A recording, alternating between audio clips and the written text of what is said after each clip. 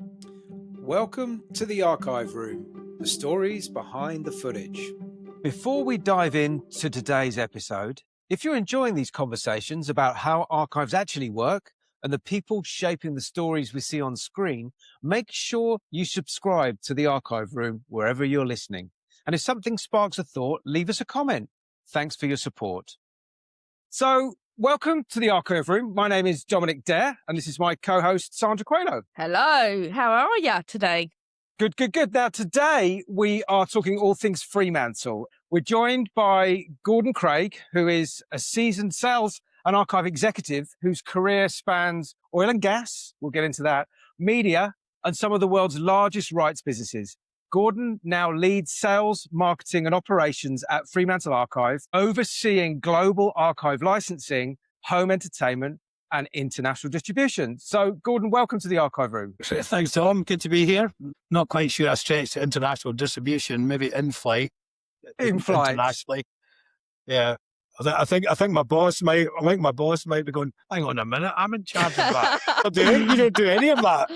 But thanks. Well, thanks. I appreciate the upscale. We're making you look good. So listen, today I think the idea is to kind of open up what Fremantle is. So for somebody who works outside the TV industry, can you just describe what Fremantle is and does? Was this my elevator pitch? So Fremantle it's one of the world's biggest television and now film producers, biggest television producer and distributor. So full-length programs been sold to broadcasters, streamers, produced and distributed to them. And then you've got into my area of the business, which is in archive, as I say, home end and in flight. But essentially, it's just one of the, we have production labels, so production offices all over the world, from LA to London to Europe to Australia. We've got production offices, not just sales offices or satellite offices. There's been quite an expansion over the last few years. I think we've tried to really grow the main business, but my remit, it's really as it focused into the archive. I oversee the in-flight and the home end stuff now too. A couple of years ago, I think I took that on. So you got production outfits across the world, right? The strength of the business, as I understand it from the outside, is, or has been, maybe correct me if I'm wrong, there's been kind of these amazing formats. So you've had things like Got Talent and X Factor. Do those drive the business? Is that the primary focus, or is Fremantle much more than that? Oh, it's much more than that. I mean, so I think if you went back, probably, I came here in 2007. And I think at that time, the primary drivers of Fremantle, certainly, so if I can split Fremantle in half. So I work for Commercial International, which is the distribution sales arm, if you like. And then you've got production, which is the other half. So they were so in America, so FMNA in America, it's game shows, right? And it's the talent shows. But they do The Price is Right, they do Family Feud, they do Password, they do all these game shows because we own the rights to, aside from Jeopardy, pretty much everything, So the Game Show Network, for example, plays a lot of our stuff, and we are very good partners with them. But on the commercial international side, I think if you went back to like 2010, just roughly, the main drivers were the talent shows across the board. The talent shows drove a lot of it, and the game shows too. And then you had a whole merchandising and licensing division spun out of that in the early days. Latterly, it was narrowed down, and we got rid of the sort of retail side of that, if you like. So you wouldn't be able to go into, Woolworths doesn't exist, but you wouldn't be able to go on to Amazon and buy a X Factor branded or American Idol branded guitar or something. But back in the early days, you could do all that sort of stuff because it was a massive, massive business. That was also, that retail bit was shut down, and we concentrated solely on sponsorships, brand partnerships. And so you're watching these shows, and you've got, the drinks manufacturer on the desk. These are the kind of brand partnerships. So that carried on. Now, strategically, I think Fremantle went, right, game shows, talent shows, great. That's part of the core business. Got to absolutely maintain them and carry on. But let's go back. What's our roots? We're a TV producer, right? We make dramas. We make especially now we're making a lot of documentaries. So there was a refocus back to let's drive really, really good content, right? And let's diversify the portfolio, so to speak. Now, if you looked at the overall revenue streams, whether production or distribution, a lot of it's from drama. A lot of it's. I was watching Sandokan Pirate Prince last night for the first time. That's a Fremantle production, and that's done, I think, with Lux Vide and Rai, I think it is, in Italy, and they're Fremantle production companies. Gordon, can you just give us an idea of basically who the production companies are? Maybe there's some programs that we would know. The big break into dramas when we produced American Gods, and that was I think we did that one. I mean, obviously we've got the old Baywatch, which is now been commissioned again. Going to diverse into Baywatch there, because there's a little bit of a story there, and I'm pleased for anyone from America watching this. We are filming on Venice Beach. No way, really? This is amazing. an LA production, one of only 5 that are scheduled for this year in LA. Yeah. So fantastic. That's a whole different podcast on the state of the industry in LA. Well, there was a really, really big push from Fremantle, and we want this to be filmed in LA. Baywatch. This is its birthplace, and this is where it should be. Because there's obviously tax advantages and all sorts that push productions outside of there. But as I say, that's a whole different, another story altogether. Like the old stuff, Neighbours, The Bill, which in the UK, I've mentioned the game shows earlier. I've mentioned American Gods, which was our first big foray into drama. The Young Pope, The New Pope, that was us. The Iris Affair, that's us.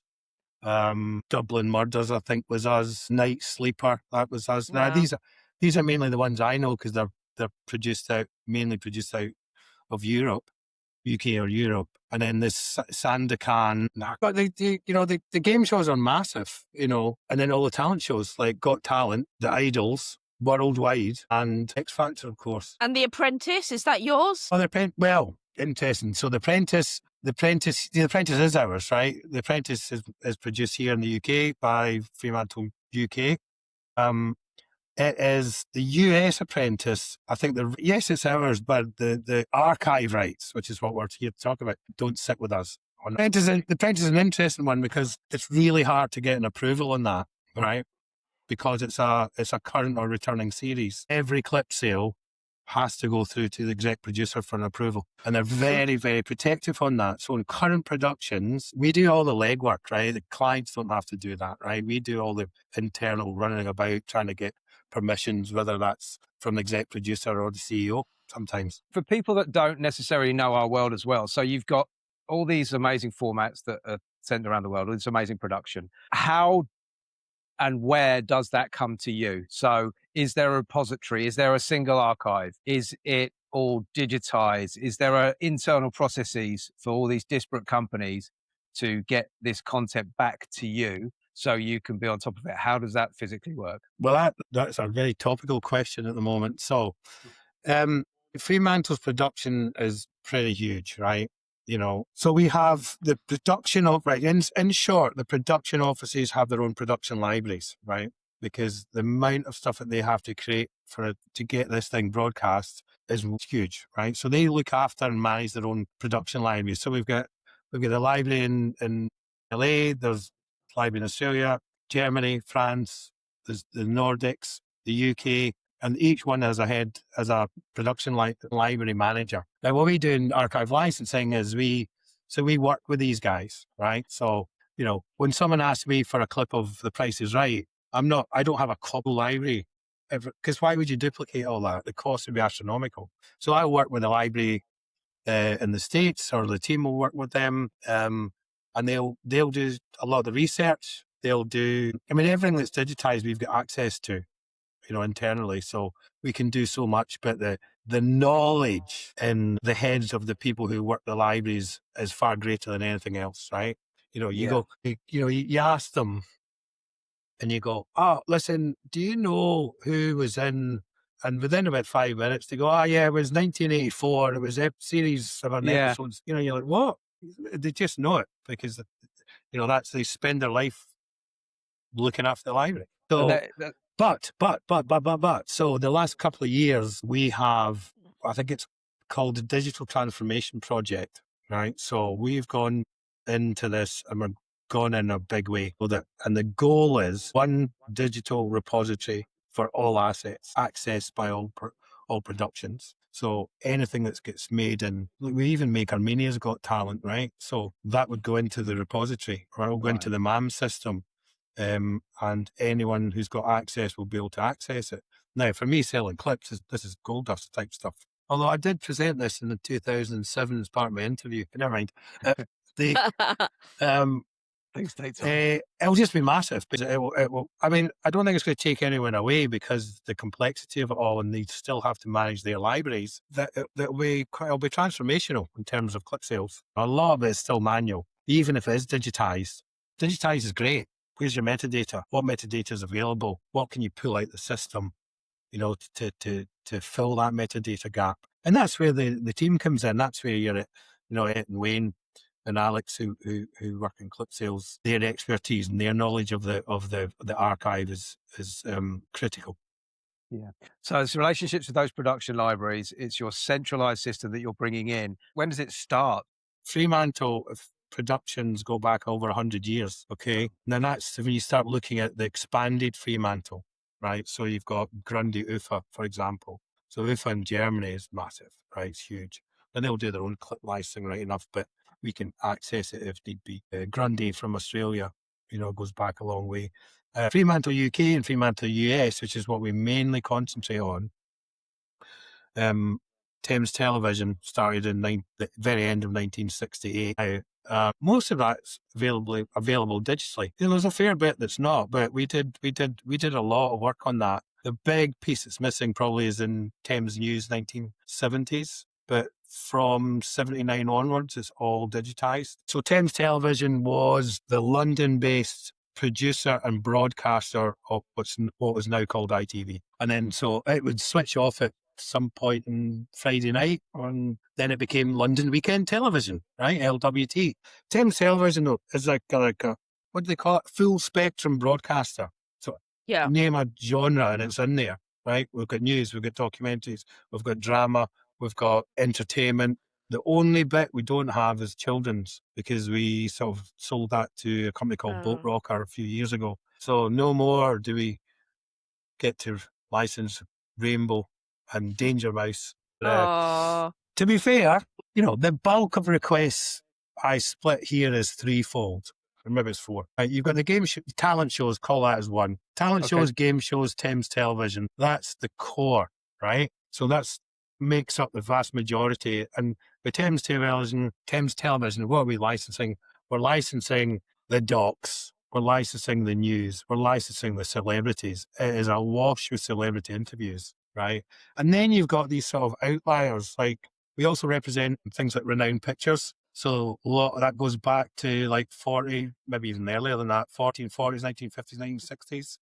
And they've actually recently taken on the Rapido library. Things like Eurotrash and stuff like that now gets licensed through us, right?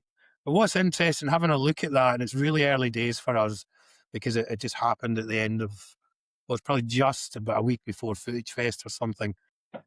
There's a lot of, I think there looks to be a lot of music interviews in there with music bands and stuff, right? So we just need to get to grips with that before we can talk more. They've also got the Danziger brothers, which is two US brothers who've got quite a good archive of British TV and film. Okay. And then for the US stuff, well, this is actually worldwide stuff, but there's I think he came from All American Fremantle, which, and historically Fremantle probably took its name from a guy called Sid Vintage, who's a bit of a legend out there, and I think he came from Reeves Entertainment. Yeah, so now we're back. We had a slight glitch there with the, I think we're going to call it the Fremantle firewall. We'll have that, but anyway, Gordon's back, and we're going to pick up again with, and what were we talking about, Gordon? I think it was Russia's. I was talking about Portrait of Legends specifically because it's just such a great series, and it's a lot of like it's kind of one of these ones like when they've done the interviews, they just kept the camera rolling for the day, and so it's stacked. And I was using it as an example of Fremantle is not just about talent shows and game shows. We've got an amazing breadth of documentaries and stuff. But I like this one because it's interesting. The people who's in it, the people who are in it are interesting. Having the rushes is gold dust, right? And not every program, and not every producer, and not every production label that we've got has the same idea of what to keep. Now, if it's up to me, you keep the whole shooting match, right? So, because you just never know. They take that documentary that's on Netflix at the moment. We sold a huge amount of stuff into that, all from rushes. Because whoever produced the program a few years ago, of course, I say a few, it's probably 15, 20, who knows? But they kept all the rushes, right? So without that, it wouldn't, and it was quite a big, so I think it was quite a big deal to them. But so without that policy of keeping the rushes as much as possible, that wouldn't have happened. And we wouldn't have been, to the good on that one. So I'm always for keeping rushes. But then again, you've got to, like, other archives. I'm quite a big believer in, like, you've got to do what's right for your own archive, your own type of content. Now, what suits a TV archive as opposed to a stock footage archive might be entirely different, right? So, yes, we do sell stock shots. I mean, we're still selling stock footage from Wish You Were Here, a travel program from the 70s or 80s and 90s type of stuff, right? And it sells like there's no business. Guess what? Got the rushes, or we've got the production tapes. Because interestingly, literally, I think, or at one period of time, the presenter liked to sit themselves in front of the beautiful views of wherever they were showing off. Every time we see that, we groan. Because nobody wants to buy the stock shot of the TV presenter going, look at that lovely sunrise. They just want the sunrise on, Crete or wherever it was. It's all around the world, that one. But, so you never know what you're going to do. Gordon, just really quickly, how much does the archive influence productions in keeping their rushes now? Or is that something you don't get involved with? No, very much involved with it. So Joe Meyer, who's the UK production library manager or head of library, so he and I have been working on quite a big project to do more digitisation, right? And part of that, coupled with the digital transformation project, we are rewriting the rushes policy. Now, that's quite an interesting debate because from a production library point of view, they want to keep as much as they can. From an archive sales or a clip licensing point of view, you want to keep it all, right? Yeah. From accountant's point of view, how much does this cost to store, right? It's like, well, if we digitize it, can we then scrap the tapes or scrap, which I'm very much against because although they say it's all safe and everything, I've had LTO, like a whole series of LTO tapes and the backups both being corrupted.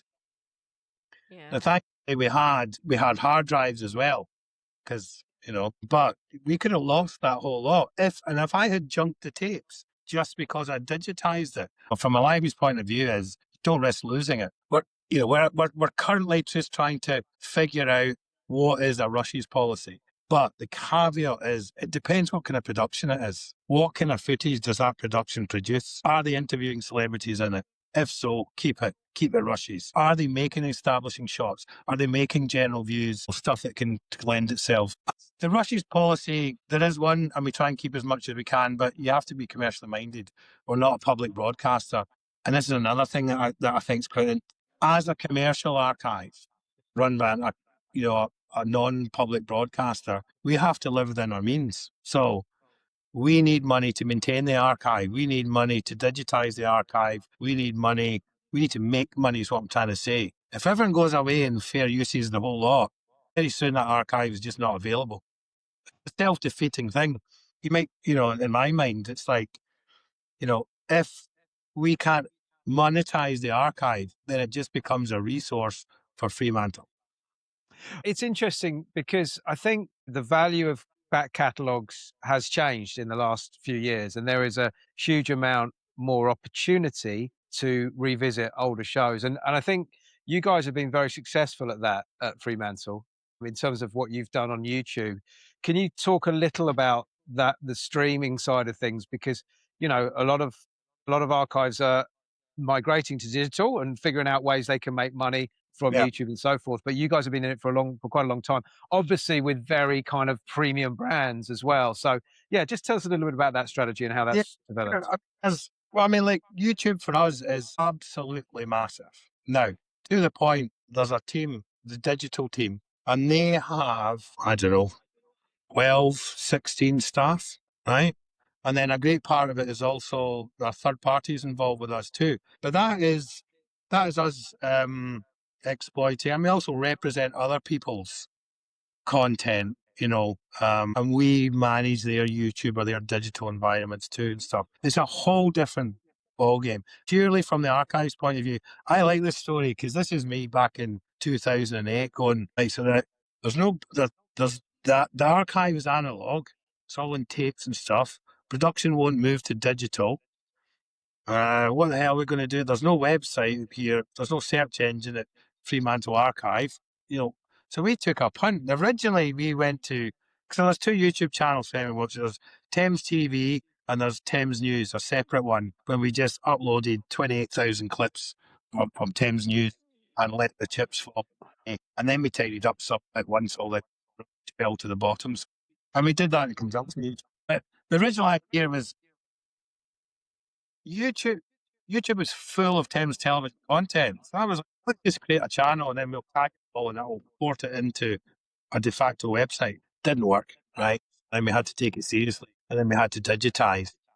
Over the last few years, I don't know, thousands of hours we've digitized, 12,000. I mean, probably more than that. It was 12 tapes, I think we sent off and got all done. And slowly we're going through the film as well. If Thames filmed 16mm film, 60s, 70s, it wasn't 80s, or 1 inch or whatever. I mean, formats, Craig. Name a format, I've got it. And I've got it in bulk, D3, M2, Umatics, high band, low band, 1 inch, 2 inch. Well, the 2 inches are at the National Film Archive. So let's talk about where are those physical assets held, Gordon. So where is the archive when you talk about those tape formats? Where do you store it? Thames Television. I keep referring to Thames Television, but that's the jewel in our crown, right? That is what keeps us going. That is the gold dust stuff. Is the spectrum. That's held out at UVNS. Might have been on your podcast earlier. So that's a scenario for us, right? So the physical archive is held out there. The digital archive is basically it's probably AWS. The cloud storage is there. Although I do have a little gizmo for the Thames stuff, and we also use Box. We also use Object Matrix, and that gives me access to screeners and masters, like thousands of them. So our service level is very good in terms of speed that way. Sorry, back to YouTube. So we created those channels in lieu of a search engine. It was just a personal decision. And we thought, let's just do it this way. It's the best, biggest in the world. So we went down that route much to a lot of people's surprise, that we didn't search engine, but it works for us. It really does work for us. And instead, now we're receiving it. So keeps the account happy. Yeah. So do you get involved with, say, I don't know, let's say a movie wants to use that, I don't know, a set from Britain's Got Talent. Do you get involved in licensing out that format, or is it just the clips? How does that work if they want to kind of fictionalize a property of Fremantle? We do get involved with that. I think there's been there's different ways to do that. There's a few times where we have licensed the clip, allowed the studios to insert into the footage their characters. Now, they would build that set probably, right? Or part of that set, do their acting there or green screen it or whatever. Maybe just and that would insert into the other way is we have the right to recreate the set. And that's done in conjunction because if they've got talent, set changes, see, not exactly the same, so, or with the game shows, certainly it can change. So you have to get production involved. It's not just a straightforward license. If someone wants to create the set, because they go, well, do we want them to have the old set or do we want them to have the set from 1984? It all depends how it all stacks up and what the clip is that they want. I mean, the game shows get, like, with Fremantle, if a way to do it, we'll do it. Ultimately, if it doesn't fit with production, or for reason that they might decline it. But in terms of, there's no, what am I trying to say? We'll do everything we can to get things done. I mean, we've even licensed a clip for Moon's Got Talent, right? Right. It was a nice clip of Simon Cowell, right? And at first we thought, no, I think there wasn't even the right budget for it. And then we just thought, you know what, let's just get this done. So we talked to production and we got all the clearances kind of lined up internally, and then we went back to the client and says, you know what, we just want to do this because we think it's cool. So a clip of Kyle, if there's a will, there's a way in this bit, what I'm trying to say. And that's interesting. You mentioned there about clearances. So if you're working with production, you're working more closely with them in terms of what they're shooting. Does that align as well with clearances of people within your shows? Do you get to make those clearances if there's personnel within a show for clips, or do you pass that on to the client? How does that work for you? Okay, it's normally passed on to the client, right? Right. But again, you've got to take, sometimes we do it because we've got the relationship, but it depends on the size of the deal. And it depends if it's for a commercial deal, like if we're selling, particularly for the big branded shows, but if we're selling a clip for an advert, not into TV or into film, but for an advert, it's a different ecosphere, like, so the budgets are quite, that makes it worthwhile for me to go to the talent manager and say, listen, what's the situation here? Or the rights department. We've got a massive rights department that gives us what we can license, what needs cleared, right? So you can go to the talent manager and say, actually, he's completely bought out. You can do what you want, but I will talk to him and I will smooth the road so I can then license that clip to the advert and they'll be happy knowing that they're not going to get sued by the talent, right? Now, we don't do that if the licensing a clip for a daytime chat show, not a chat for, Good Morning Britain or something like that or whatever. If it's a decision that's worthwhile, do the talent clearances. But I think it's on the responsibility of the licensee. Yep. And just to give us an idea, what does in-flight mean? What All right. Well, sure. Sorry. In-flight is basically the TV shows that you watch on an airplane when you're flying to America. Right. So in-flight, it's licensing. So this is not archive now. This is just another what I've got. So Jess does this. She's the sales manager for that. Her main job is to license full programs to airlines, which is in flight. But within that, you might have cruise ships, you might have hotels, stuff like that, other non-theatric viewings. And that's what in-flight is. So it's just the sale of the whole programs. Fast channels, that's a massive thing in America, I think, fast channels. It really takes off. Not sure it's quite taken off in the same as it has in Europe. Maybe because what it's up against model, the way that the cable networks work in the States. In the States, it's huge. But again, you got to have the right content. Game shows, fantastic. Jamie Oliver, fantastic. That's the kind of stuff that works really well for us. I'm sure there's others. Laura Florence runs that whole division. And it's big, and they do a fantastic job. And again, that creates more digital content for me as well to add in. But it's not really my area, but it's massive. But Gordon, what works at 35,000 feet that doesn't work on normal TV? I mean, how does that work? Well, in-flight works, and it's interesting because all the airlines have agents, right? And it's the agents who license in the content, and maybe because they actually operate the technical systems, I'm not quite sure, but that's who you're dealing with. So, like, it's not companies you've heard of, but you're not dealing with Emirates Airlines directly or Qantas or anything like that. You're actually dealing with intermediaries. Now, drama for us isn't a big seller, right? We sell, and this is where it's more towards the current productions rather than the old. So we've got a feature doc on Bridget Bardot, so that's selling. We've done, is it one of Jackie Kennedy that sold well? I mean, some dramas do. Night Sleeper did really well last year, and that was one in the UK. But the factual, so the non-scripted stuff sells more for us than some of the dramas, I think. Right. So I don't. But what's interesting, sometimes they take episode 1, 2, and 3 only. and then they have another cycle 3 months later. Then they take episodes 4, 5, and 6. It's kind of interesting how they do it. And then sometimes they go, "I'll take the whole lot." That's a belter. So I have yet to find the pattern. So it's kind of like no rhyme or reason yet, you know.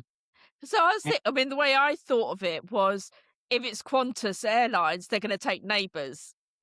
Is that not how it works? No, well, I mean, maybe they do. I think they probably look for things that's new to the territory rather than something that's already in it, you know. So, Okay. but it's not old stuff; it's new stuff. I mean, IT Crowd is old. The comedy we've got, right? It still sells an in-flight. Why? Because it's Yeah. quality, and everybody should go and watch it. Yeah. I will on the next flight. I know you kind of home entertainment as well as part of your remit, right? What is that nowadays? Well, again, the regional differences actually, but home entertainment is technically, it's Blu-ray, it's DVD releases, hard copy, right? It's also download to own though, right? Oh. And we used to have quite a big division here, retail. We used to do it ourselves. We used to represent other people. And we would manufacture and put out their content. It's now a licensing model, so we'll license the rights out to our content to other people. So new things that are coming out, new productions, current productions, anything you see, we'll license someone the rights to do it physically and digitally. Now, in America, it's still quite a big chunk of business, right? In the UK, really, it's so reduced now. You talk to some of the younger ones at work, and they're like, "I don't even have a DVD player. I don't have a Blu-ray player." Well, they're just uninterested. Right? So it's morphed into a sort of collector's and a box set. Not always just box sets, but it's a collector's market, if you like. Old Gold Media have just released in the UK a remastered version of the Sweeney, which is the all-time classic cop drama from Thames. Right now, that's got in Blu-ray now, and that's been a project that's taken a few years to fully remaster for a variety of reasons. Homicide: Life on the Street was a massive, you know, the original before The Wire and all that sort of stuff. Mhm. That was fully remastered by us in conjunction with a US broadcaster. And of course, we remastered Baywatch a few years ago, and and in terms of rights clearances, that's quite an interesting one because Baywatch was first made. They used commercial music because in America you license the track individually. In the UK, when you do TV production, you rely on blankets. So a blanket agreement, it's a situation. So it's quite expensive to master and put out again. All the pop music that was there, chart music, taken out, and we replaced it with the mood and everything.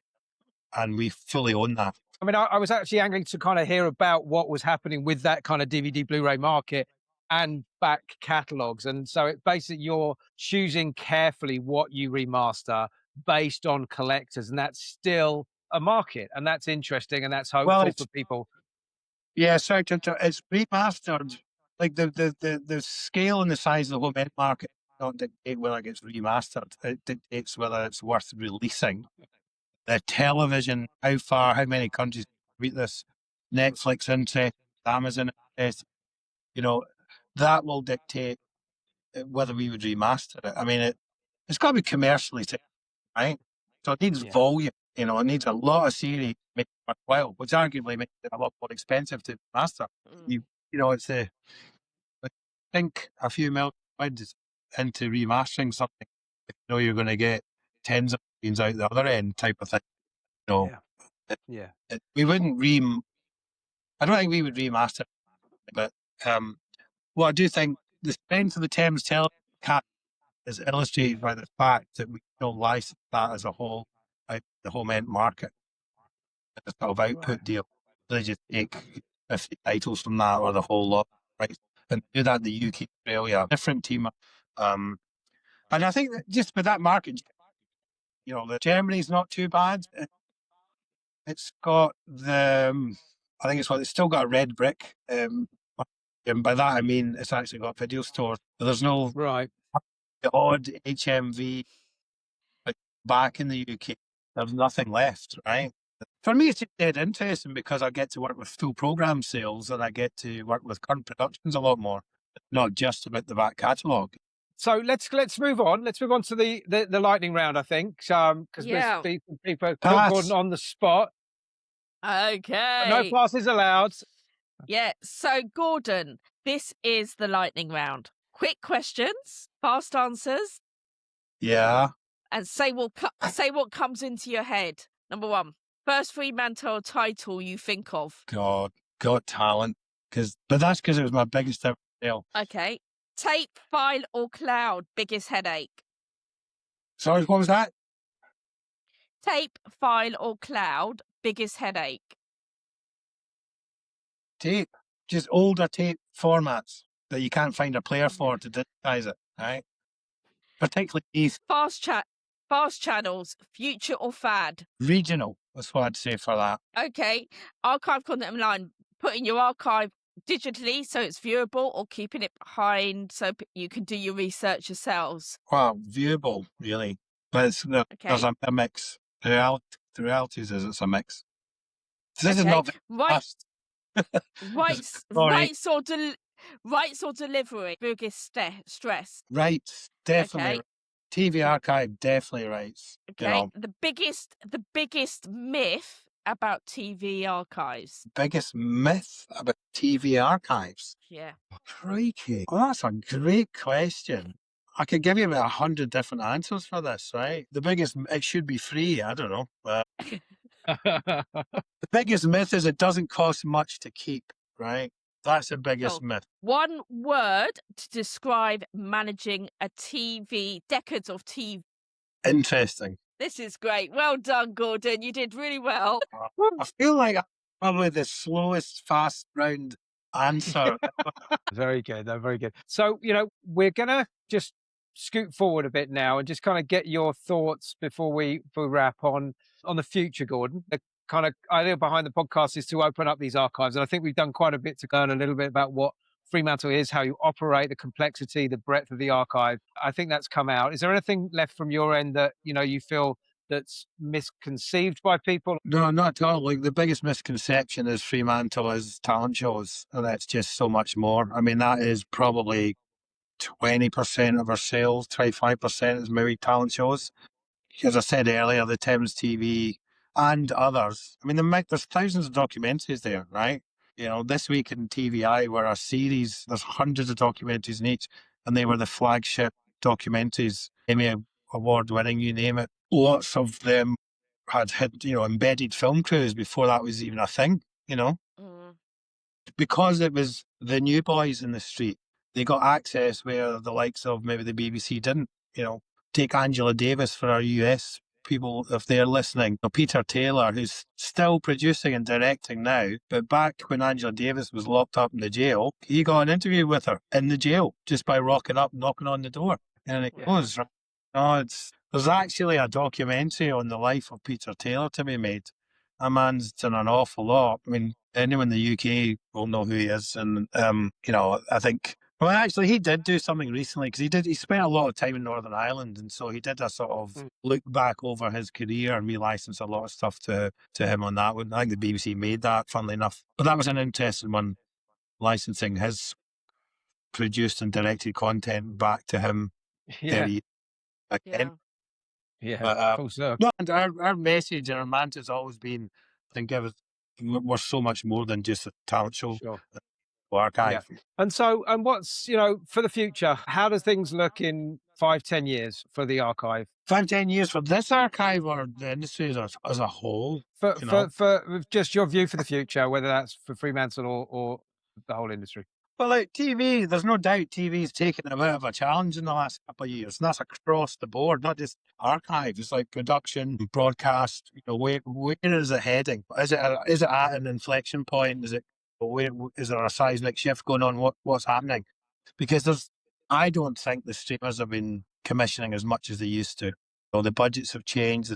The financing of how programs are being produced has changed, right? Mm-hmm. Now, I hear that internally. I'm not an expert in it, but I hear it internally.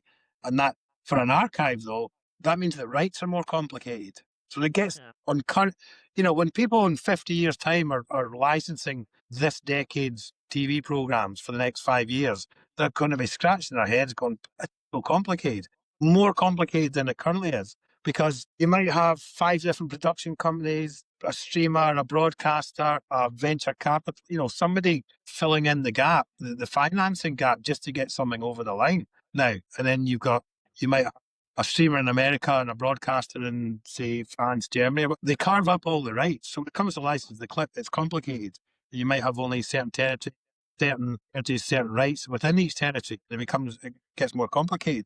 Look, in general, I think like last year was hard. Last year was the toughest year I think I've seen, and last year was tough. I haven't seen it so. The months was the slowest. The last 6 months were really good. Gives me optimism for the way forward, for the week ahead. But there's a lot of stuff to put in that's going to affect that future. We've seen this picture before in that, right, let's go down, they start hitting the documentaries again or the feature docs again, and that builds it up. That's good for archives, right? And look, it's nice to be in movie and it's nice to be in these big feature docs about famous celebrity stuff, but the bread and butter and the bones of this business is documentary filmmaking. That's what I think. We regularly license to Hollywood, we regularly license to dramas. I'd say the vast majority is to the documentaries. I mean, that's another myth of the industry. Archive is only good for compilation shows. Give me a break. It's like, lovely to have because it can generate a lot of dosh, but and sometimes they're really fun to work on. No way is that the bulk of the industry. Yeah. So, what I'm trying to say is, there are reasons for optimism. If you ignore the political world at the moment, which seems to have gone mad, it's like, I think the TV industry, when there's still creative people out there, they'll make stuff. And when there's still something interesting, they'll make stuff. And if you've got an archive that can lend into that, but and in the AI stuff, like a lot of it, what becomes acceptable is what's going to rule that, right? Yeah. Once the day, I mean, I hope it doesn't go this way because a licensed clip is an authentic clip, which is an accurate clip, right? Which is a real clip, which is a historical clip. An AI clip is it's. But if the viewer then accepts it, that poses a danger to archive clip licensing. Yeah. Absolutely. And it's that's you got a podcast and just AI. That's another podcast completely. It'll be interesting to see. I think from my perspective, where we sit, I agree with you. It's a cyclical process, and you have these ups and downs. It's usually a 7-year cycle, I think, where it's good, and then a couple of years off, like you say. But time will tell. And if we're still doing this and talking about it in 10 years' time, we'll be very happy. So, Gordon, thank you so much for joining us. We've really appreciated your time, your expertise. We'll look forward to having you on again. Please do note to reach out to Gordon and Elliot of Fremantle. Delve into their breadth of their archive. If you're new to this game, and we'll post some details in the YouTube links of where to contact people. And so, thank you very much. No, thank you very much. Great talking. Thanks for listening to The Archive Room, a podcast about the people, process, and power behind archive footage. If you've enjoyed this episode, please do support us by subscribing, rating us, and sharing this podcast with somebody who cares about documentaries, history, or just how stories are built from the past. And please drop us a comment with guests or archive worlds that you think we should explore next. We're open to ideas. See you next time.